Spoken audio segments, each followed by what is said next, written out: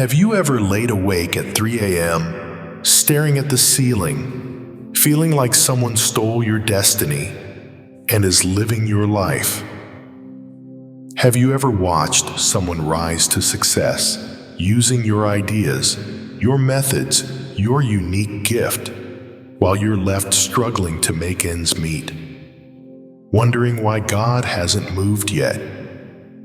Have you ever felt the sickening knot in your stomach when you see them thriving off what was cosmically assigned to your bloodline and nobody believes you because they look so legitimate, so successful, so untouchable? Chosen one, I need you to stop what you're doing right now. Put down your phone, close the other tabs, silence the distractions. Because what I'm about to tell you isn't just information. It's a divine decree that's been sealed in the courts of heaven with your name written on it in blood-red ink. There is a legal case forming right now in the invisible realm. And I'm not talking symbolically. I'm not speaking metaphorically. I mean an actual court case with attorneys, with evidence, with witnesses, with a judge's gavel that is about to manifest in the physical world and completely rewrite your financial destiny. Someone took from you, not just your energy, not just your peace. They took the very blueprint that God assigned to your lineage before you were born. They've been operating as your spiritual doppelganger, building their mansion with bricks stolen from your foundation, writing their success story with ink drained from your pen, creating wealth and stability using what was never theirs to touch. And heaven has been watching. Spirit has been taking notes. The scales of justice aren't just balancing chosen one, they're tipping heavy in your favor. This isn't about a small settlement that barely covers your pain. We're talking about the kind of sum that makes you check your bank account 3 times because it doesn't seem real. The kind of number that erases years, maybe decades of financial struggle in a single transfer. The kind of blessing that doesn't just change your life, it changes your bloodline for generations. You didn't find this message by accident. The algorithm didn't randomly suggest it. You were summoned here because the courtroom is already in session. The evidence is being examined, and you're about to be called to speak your truth. Before we go deeper, I want to say something from my heart. Thank you to every single one of you who has supported this message through Super Thanks. Your generosity means more than you know. You're not just donating, you're helping spread light to others who feel alone in their calling. Whether you give or not, I'm deeply grateful for your presence here, your support, your time, your attention. It all matters. And if this message resonates with your soul, go ahead and let me know you're here. Drop a 777 in the comments right now. Not for the algorithm, but as a declaration to the unseen realm that you're ready to receive what's been stolen and returned with divine interest. Stay with me, chosen one, because what I'm about to reveal will explain everything you've been feeling but couldn't name. Can you remember the exact moment when you shared your deepest insight with someone you trusted, and weeks later, you saw them teaching it as their own discovery? Can you recall that sickening feeling in your gut when you watched someone launch the exact business idea you confided in them about over coffee while you were still gathering courage?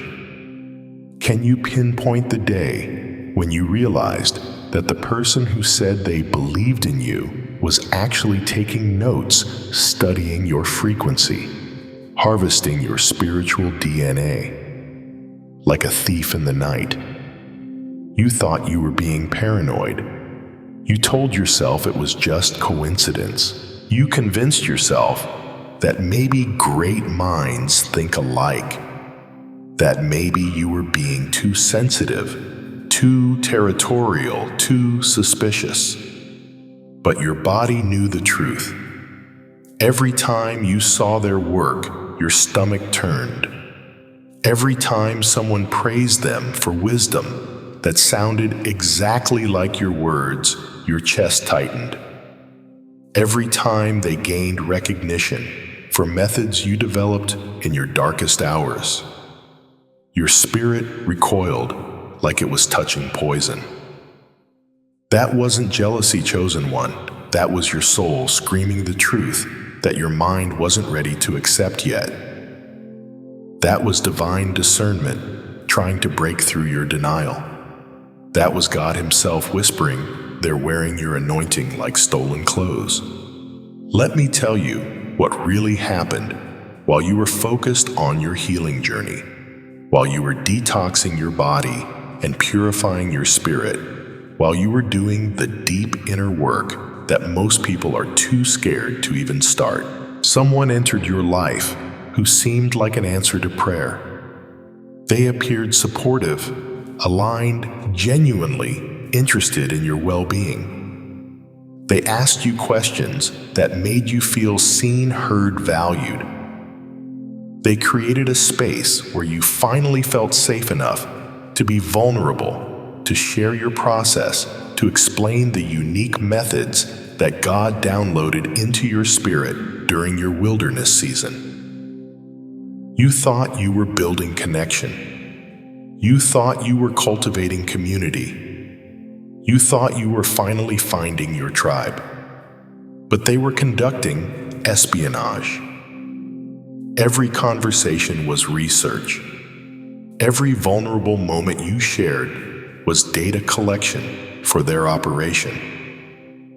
Every time you explained your healing protocols, your creative process, your way of bringing comfort to broken souls, they were filing it away like intellectual property. They planned to patent under their own name. The Bible warns us about this in Proverbs 26:24-25. Enemies disguise themselves with their lips, but in their hearts they harbor deceit. Though their speech is charming, do not believe them.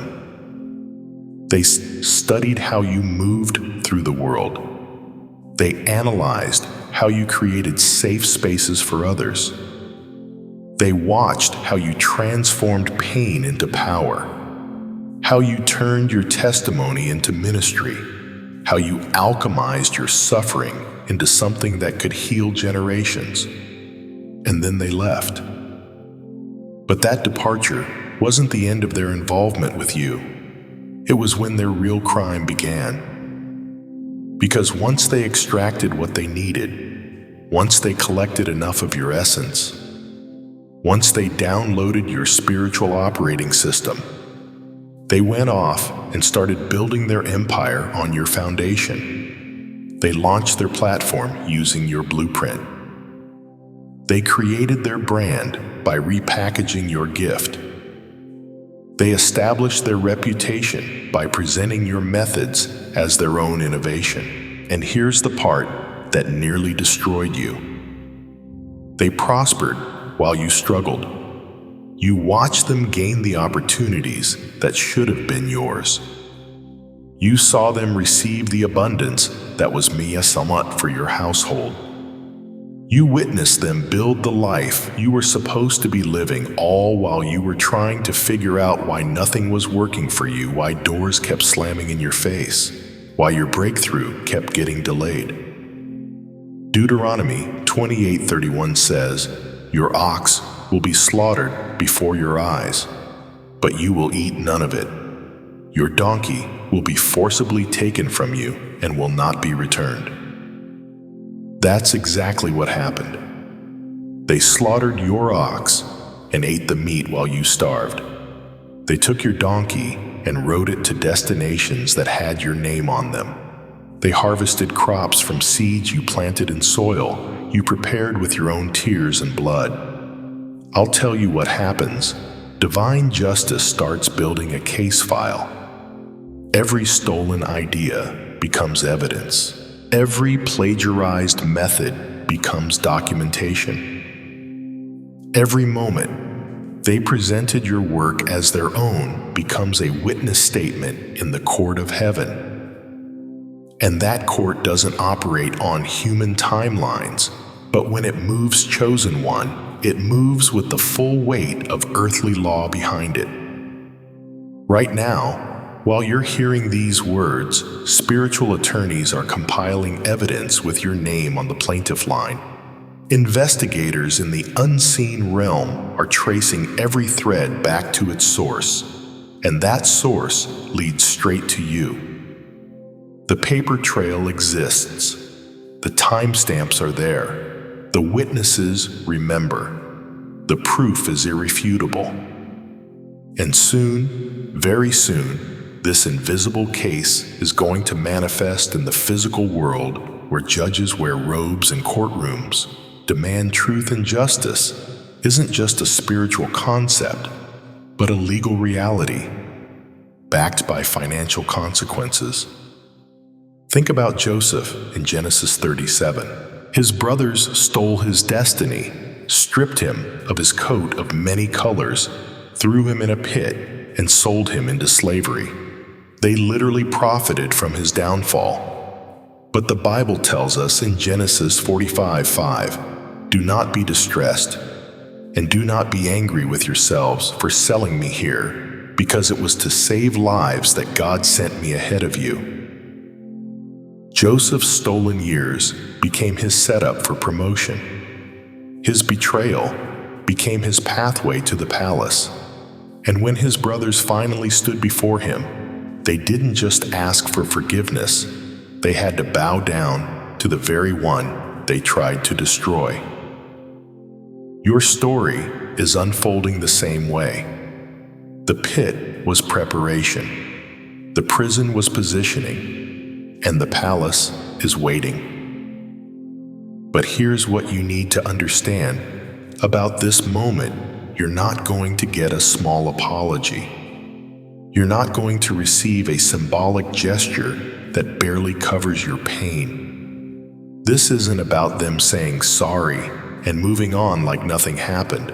The scales of justice are tipping so heavily in your favor that when this settles, when this case concludes, when the verdict is read and the gavel falls, you're going to receive a sum so large it will rewrite your entire financial foundation.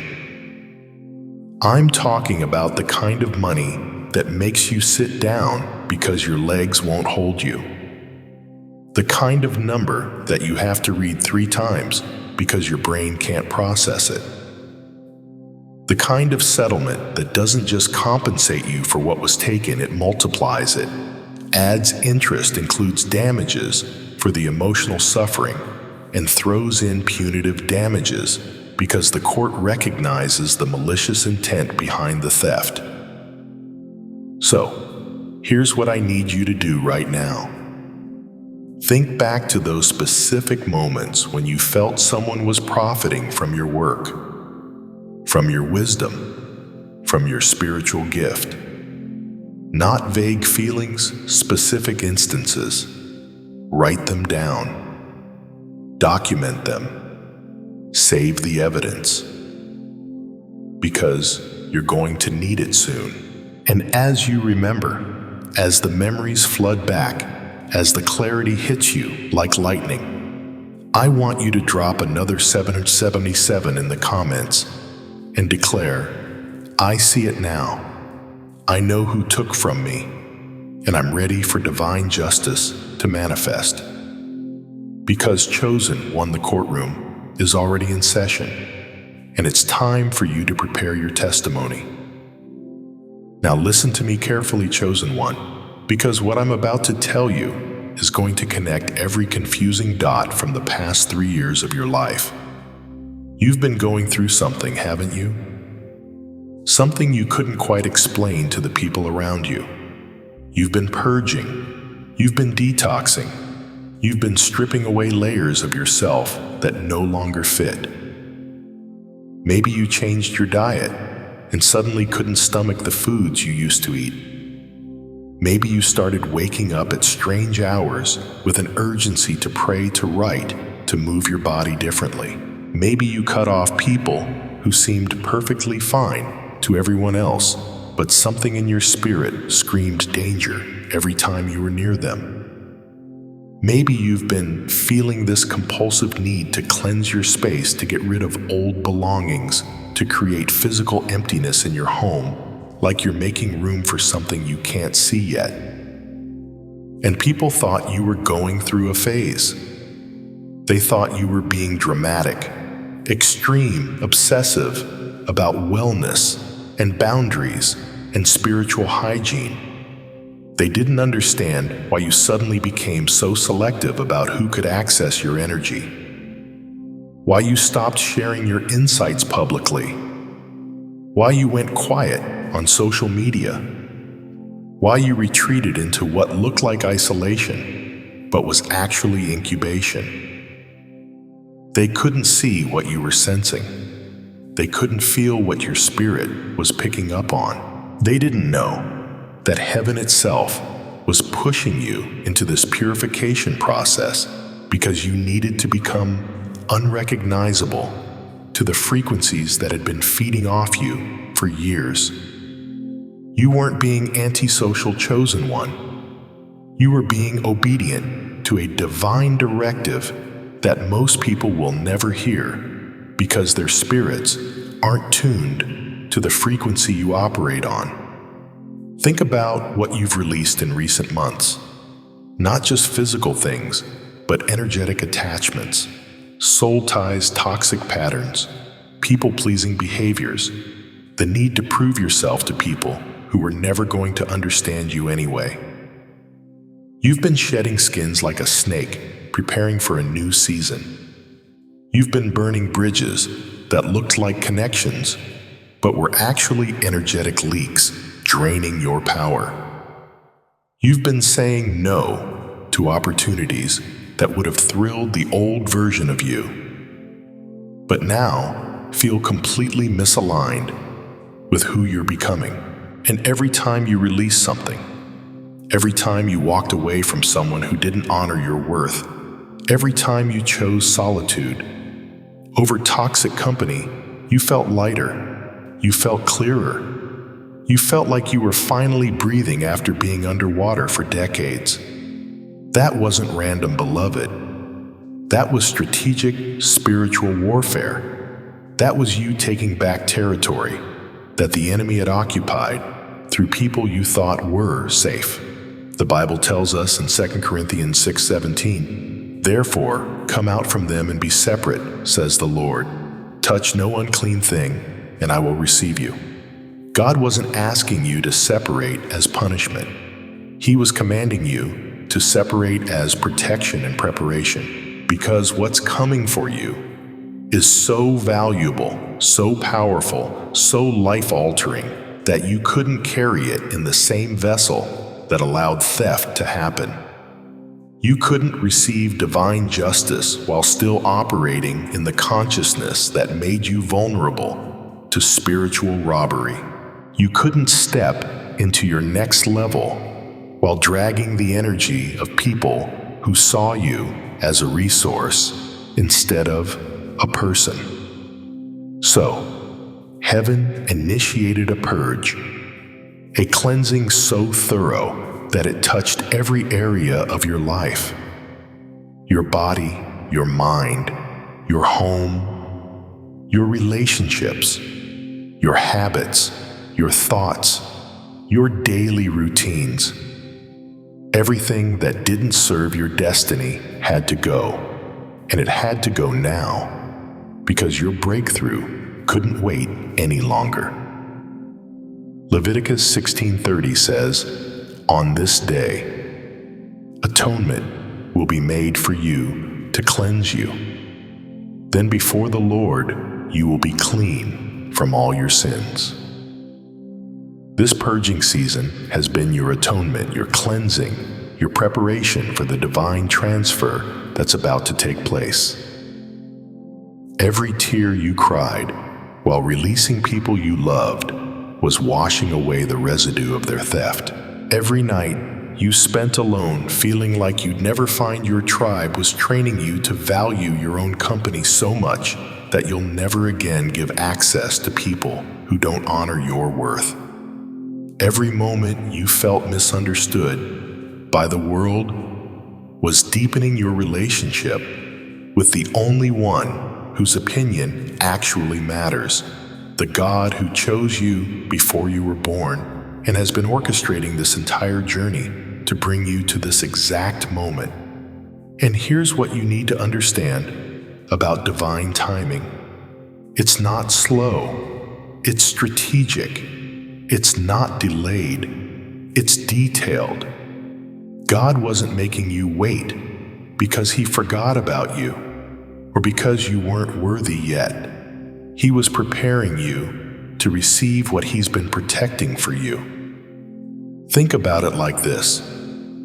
If you had received this financial breakthrough 3 years ago, when you were still people-pleasing and boundary-less and traumatized, what would have happened? The same people who stole from you would have gotten access to it. You would have felt obligated to share it, to explain it, to make everyone around you comfortable with your sudden elevation.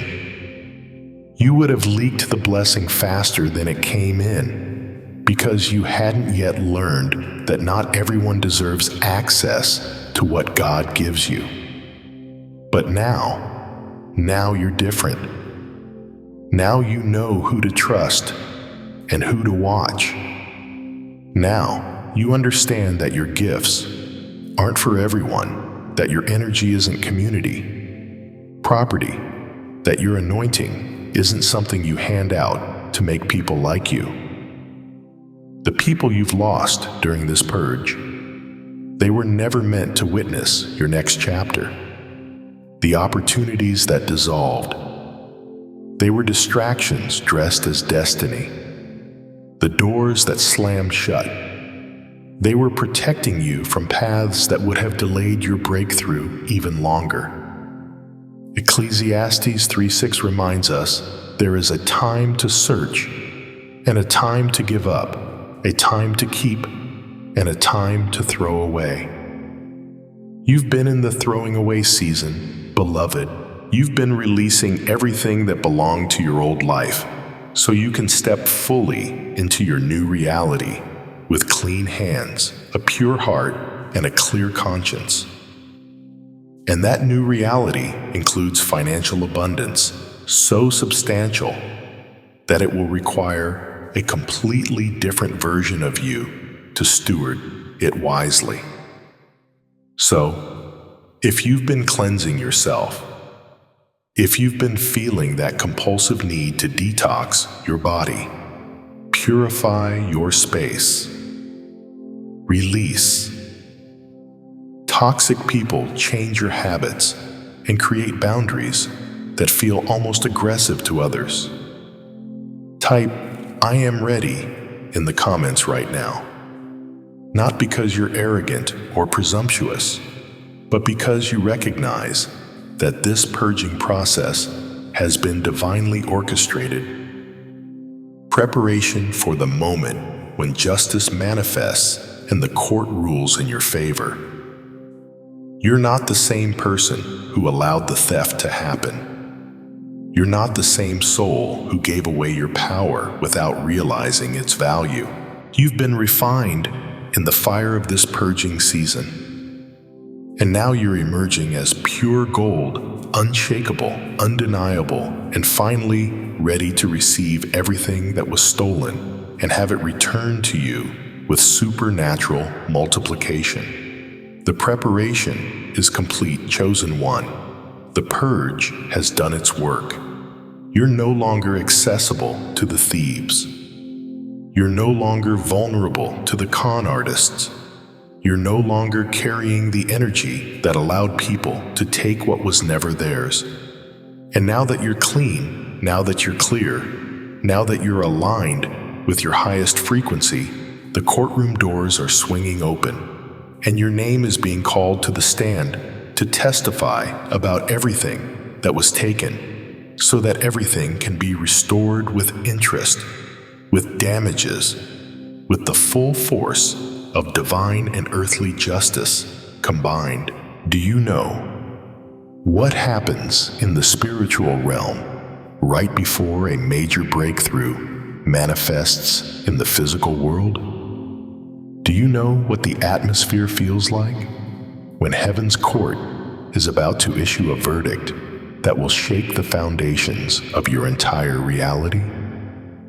Do you know the sound that divine justice makes when it starts moving with the full force of earthly law behind it? It sounds like silence before thunder. It feels like the air pressure dropping before a hurricane. It looks like the calm water right before the tsunami hits the shore. And chosen one, you're standing in that moment right now. The case has been filed. The investigation is in full swing. The evidence is being examined by judges, both seen and unseen. And your name is written at the top of the plaintiff line in ink that cannot be erased, cannot be disputed, cannot be dismissed. This isn't symbolic language I'm speaking. This isn't metaphorical encouragement to make you feel better. I'm telling you that there is an actual legal process forming right now that will manifest in courtrooms with real attorneys, real documents, real witnesses, and a real judge who will pound a real gavel and demand that what was stolen from you must be returned with interest that will change your bloodline for generations. But let me prepare you for what's coming, because this journey isn't going to be easy, and I refuse to lie to you, like those prosperity preachers who promise you instant breakthrough with zero battle. The Bible is clear in 1 Peter 4:12. Dear friends, do not be surprised at the fiery trial you are suffering, as though something strange were happening to you. This legal battle is going to test you in ways you didn't expect. You're going to receive communication soon that will shake you to your core. It might come through official channels, through certified mail with legal letterhead, through an email that makes your heart stop when you see the subject line. It might arrive as a phone call from a number you don't recognize, or a knock on your door from someone holding a clipboard and asking you to verify your identity. And at first, at the very beginning of this process, you might think you're the one being accused. You might wonder if you did something wrong. You might feel that familiar panic rising in your chest, that voice whispering that maybe you're about to be exposed, that maybe you're going to be painted as the villain in this story. Don't panic. What looks like an accusation is actually the beginning of your vindication. What feels like an attack is actually the opening statement of your defense. What appears to be the enemy coming after you is actually the universe setting up the investigation that will prove your innocence and expose their guilt. In Job 5:12-13, it says he thwarts the plans of the crafty so that their hands achieve no success. He catches the wise in their craftiness, and the schemes of the wily are swept away. The investigation has to look at all sides. The system has to examine every angle. The process has to question everyone involved. But when they trace everything back to its source, when they follow the paper trail to its origin, when they interview the witnesses and examine the timestamps and analyze the evidence, the truth is going to point like an arrow straight to the person who stole from you. And that person chosen one, that person who looked so untouchable, so established, so successful, so convincing in their presentation, they're about to be exposed in ways that will shock everyone who believed their lie. This individual held some kind of position in your world. They appeared trustworthy, credible, legitimate. They had the kind of social proof that made people believe them without question. They had the platform, the followers, the reputation, the credentials that gave them authority. But underneath it all, they were operating a sophisticated con. They were building their house with your bricks, writing their bestseller with your words, healing their clients with your methods, growing their audience with your authentic frequency. And they thought they could get away with it because they covered their tracks well. They changed just enough words to avoid direct plagiarism. They adjusted just enough details to claim it was their own revelation. They repackaged your medicine in their bottle and slapped their label on it, thinking that made it theirs. But Proverbs 26:26 warns, malice may be concealed by deception, but their wickedness will be exposed in the assembly. The assembly is gathering chosen one. The exposure is coming. And when it happens, it's going to be public, undeniable, and devastating to everything they built on your stolen foundation. You're going to be called to speak your truth. Not in private conversations where your word can be twisted. Not in social media posts where you can be gaslit and dismissed. You're going to be called to testify in settings where lying has legal consequences, where truth is protected by oath, where your voice carries the weight of official record. And this is where your purification season becomes critical. This is why God pushed you through that detox.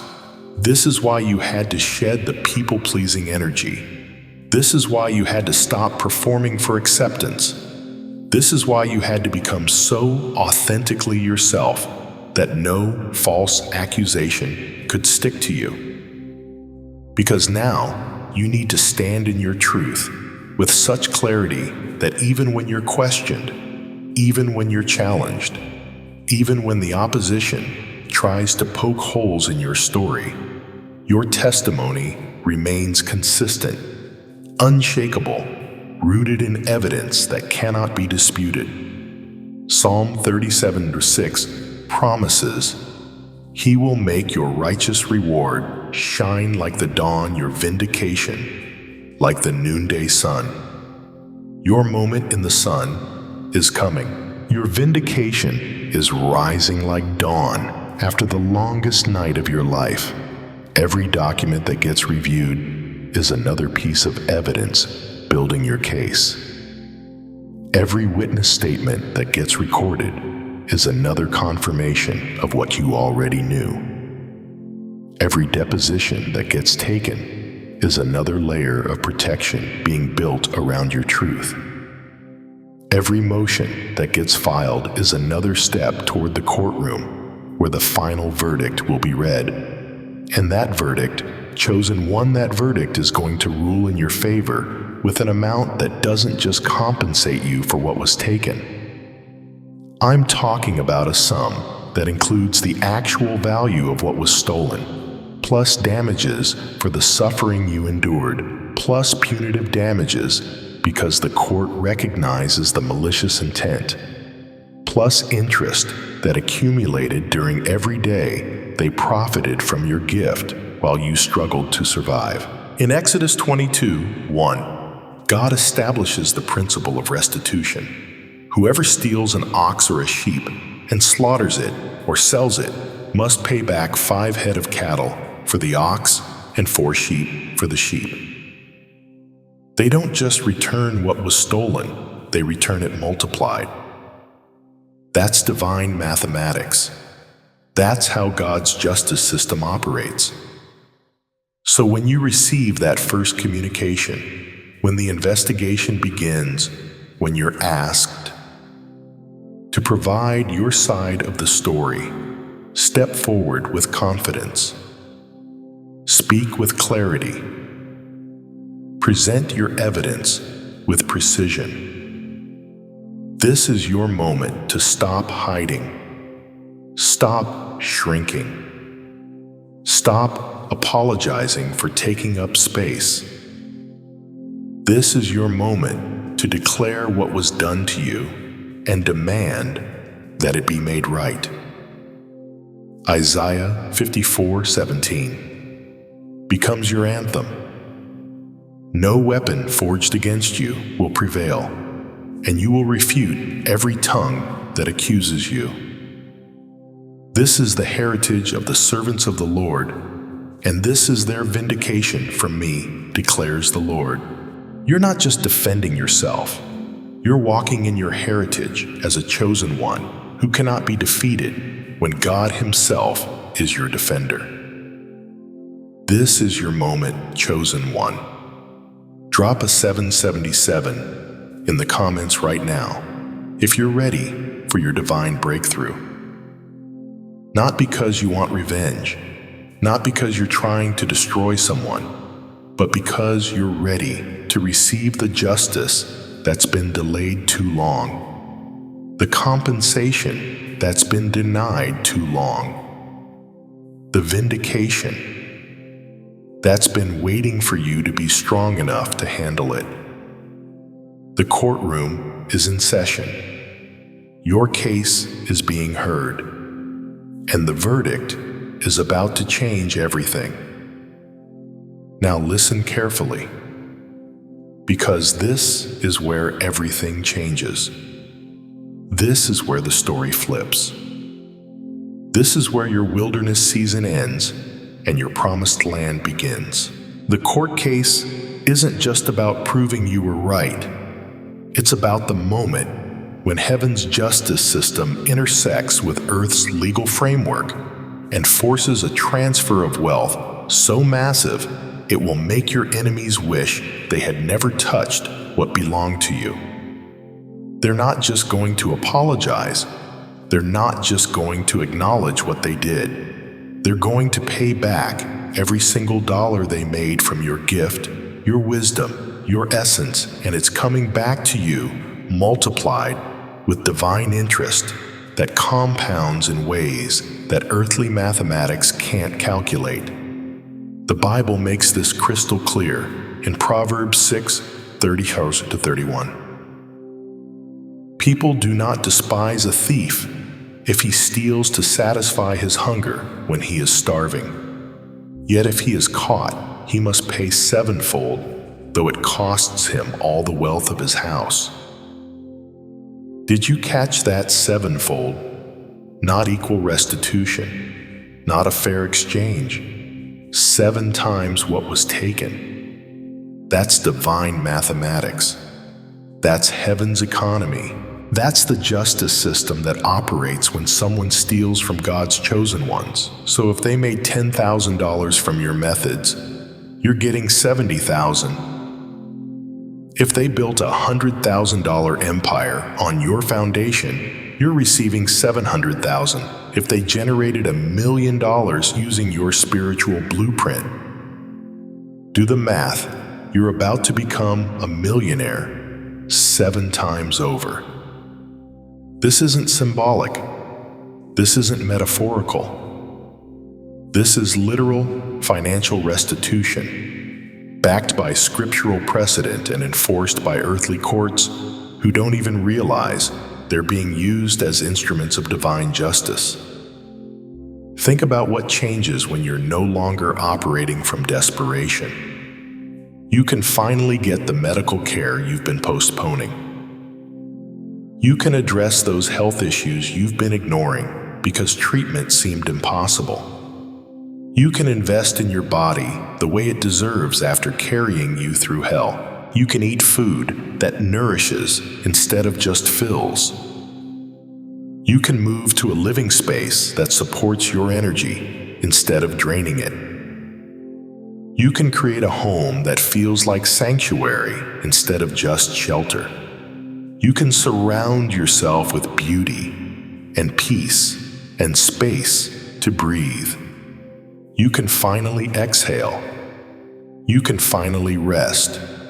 You can finally stop running and start building. And that's just the beginning. Because when you're not in survival mode anymore, your creativity explodes, your gifts multiply, your vision expands. You start seeing possibilities that were always there, but you couldn't access because your bandwidth was consumed by basic survival. You start building the business you've been dreaming about. You start the ministry that's been waiting in your spirit. You launch the platform that's going to touch millions. You write the book that changes lives. You create the healing center that becomes a refuge for broken souls. You establish the legacy that outlives you. This is your moment of liberation, chosen one. This is when you step into the fullness of who God created you to be, with no limitations holding you back, with no fear constraining your vision, with no lack dictating your decisions. 2 Corinthians 9:8 declares, "And God is able to bless you abundantly, so that in all things, at all times, having all that you need, you will abound in every good work." That's your new normal, not just enough to get by, but abundance that overflows, not just meeting needs, but abounding in every good work, not just survival, but the capacity to be a blessing to others. Because that's what this is really about, not just changing your life, but equipping you to change the world. The resources coming to you aren't just for your comfort. They're tools for your purpose. They're fuel for your calling. They're the material backing for the spiritual assignment you've been carrying. So here we are, chosen one. You've walked through the revelation. You've faced the truth of what was stolen. You've seen the evidence being compiled in heaven's courts. You've witnessed the wheels of divine justice beginning to turn. And now, you're standing at the threshold of something so magnificent, so transformative, so absolutely beyond what you could have orchestrated yourself, that all you can do is stand in awe and whisper, "God, you really did this." Because that's exactly what's happening. God really did this. He orchestrated every single piece of this divine setup. The theft that seemed like your downfall was actually setting up your comeback. The betrayal that nearly destroyed you was actually positioning you for promotion. The years you spent in the wilderness wondering if you'd ever see your promised land were actually the exact preparation you needed to handle the abundance that's about to flood your life. This is your time to act, beloved. Not tomorrow. Not when you feel more ready. Not when the conditions are perfect. Right now. Because divine timing is always now. The blessings aren't waiting for you to get your life completely together. They're flowing toward you right now, while you're still in process, still healing, still becoming. Trust the divine process, even when you can't see the full picture yet. Trust that the court case is unfolding exactly as it should. Trust that the settlement is being calculated by heaven's accountants who never make mistakes. Trust that the transfer is coming at the precise moment when you're prepared to receive it without self-sabotage. Trust that everything you've been through has led you to this exact moment where your breakthrough isn't just possible, it's inevitable. Proverbs 3 instructs us, "Trust in the Lord with all your heart, and lean not on your own understanding. In all your ways submit to him, and he will make your paths straight." Your path is being made straight right now. The crooked places are being leveled. The obstacles are being removed. The doors are swinging open. Don't just watch this unfold as a spectator. Step into your destiny as an active participant. Don't just hope it happens for you. Declare it's happening right now. Don't just wish for change. Become the change. Drop 777 in the comments right now to declare your readiness for the abundance and blessings God is pouring out over you. Not as a superstition, not as a magic formula, but as an act of faith, as a declaration to the seen and unseen realms that you are aligning yourself with heaven's plan for your life. Let the 777s flood this comment section until it becomes a digital altar where thousands of chosen ones are declaring together, "We are ready. We receive. We believe." We are stepping into our divine destiny right now. And before you go, I want to say this one more time from the depths of my heart. Thank you for being here. Thank you for staying until the end. Thank you for being courageous enough to face the truth of what was stolen and bold enough to believe in the justice that's coming. If this message ignited something in your spirit, if it confirmed what you already knew, if it gave you hope when you were running on empty, share it with someone who needs to hear it. Subscribe so you don't miss what comes next, because this is just the beginning of what God is revealing to his chosen ones. Like this video so the algorithm knows to show it to others who are waiting for their breakthrough. And remember, you are not forgotten. You are not overlooked. You are not too late. You are right on time, chosen one.